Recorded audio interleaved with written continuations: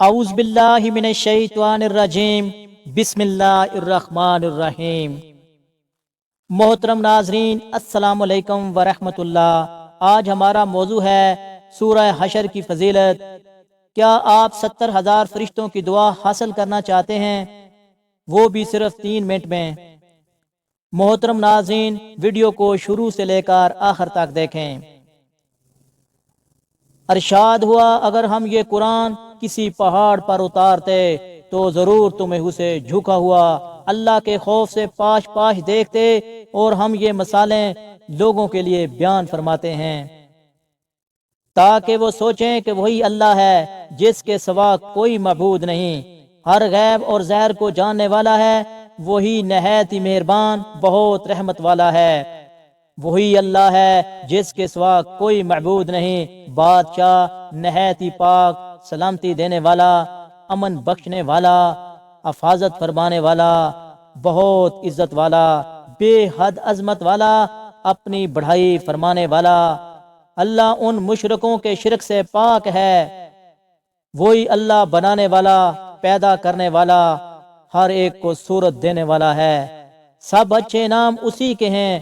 آسمانوں اور زمینوں میں موجود ہر چیز اس کی پاکی بیان کرتی ہے، اور وہی بہت عظمت والا، بڑی حکمت والا۔ رسول اکرم صلی اللہ علیہ وآلہ وسلم نے ارشاد فرمایا، جو آدمی سورہ حشر کی آخری آیات ہو واللہ الذی لا الہ الا ہو عالم الغیب والشہادۃ ورحمن الرحیم، ہو واللہ الذی لا الہ الا ہو المالک القدوس سلام المؤمن المحیمن العزیز الجبار المتکبر سبحان اللہ عما یشرکون والخالق الباری المصور اسماء الحسنى یسبح لہ ما فی السماوات والارض والعزیز الحکیم۔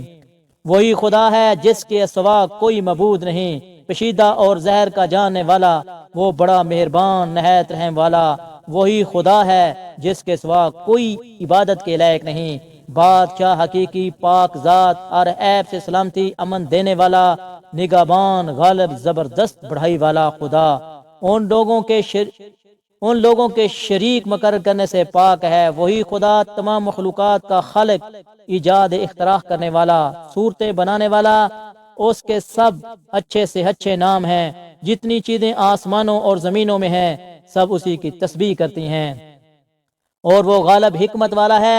حضرت موکل بن یسار رضی اللہ عنہ سے روایت ہے کہ نبی کریم صلی اللہ علیہ وآلہ وسلم نے ارشاد فرمایا، جس شخص نے صبح کے وقت 3 مرتبہ اعوذ باللہ سمیع العلیم من الشیطان الرجیم پڑھا، اور اس کے بعد سورۃ حشر کی آخری آیات یعنی 3 آیات پڑھیں، تو اللہ تعالیٰ 70,000 فرشتوں کو مقرر فرما دیں گے جو شام تک اس کے لیے رحمت کی دعا کرتے رہیں گے۔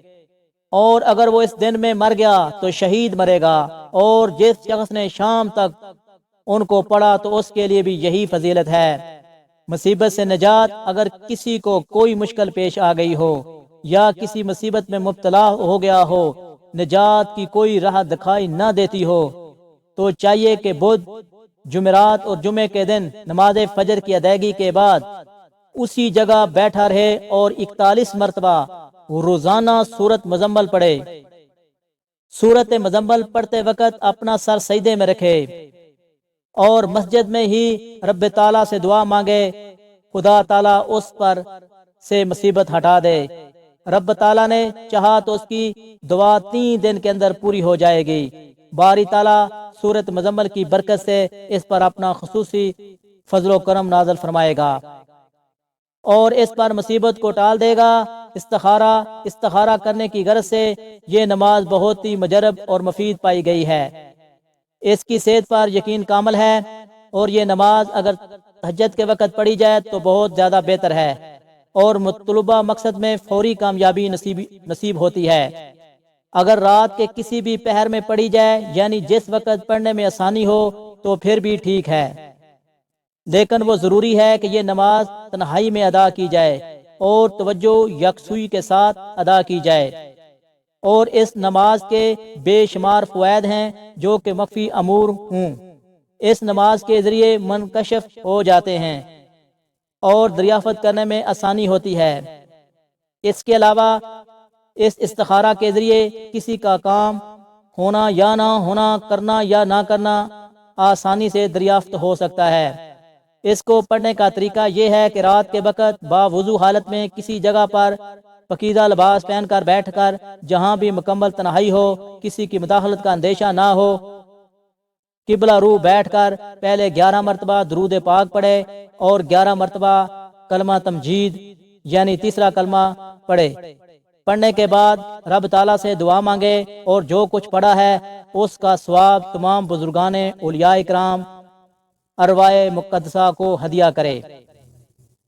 پھر 2 رکعت نماز نفل نماز استخارہ کی نیت کے ساتھ اس طرح ادا کرے کہ پہلی رکعت میں سورۃ فاتحہ کو شروع کر کے جب چوتھی آیت پر پہنچے تو اس کی تکرار کرنا شروع کرے اور اپنے مطلب کا خیال رکھے۔ رب تعالیٰ نے چاہا تو اسی آیت مبارکہ کے پڑھتے پڑھتے دائیں طرف یا بائیں طرف بھی پھر جائے گا۔ جب اس طرح پھر جائے گا تو پھر سورۃ فاتحہ مکمل کر کے ساتھ ہی سورۃ اخلاص پڑھے اور نماز مکمل کرنے کے بعد اسلام پھیر دے۔ اگر دائیں طرف پھیرے گا تو اس کا مطلب یہ ہے کہ وہ کام کر لے یا وہ کام ہو جائے گا۔ اگر بائیں طرف پھرا تو اس کا مطلب یہ ہے وہ کام نہ کرے یا وہ کام نہ ہوگا۔ اللہ ہم سب کا حامی و ناصر ہو، آمین ثم آمین۔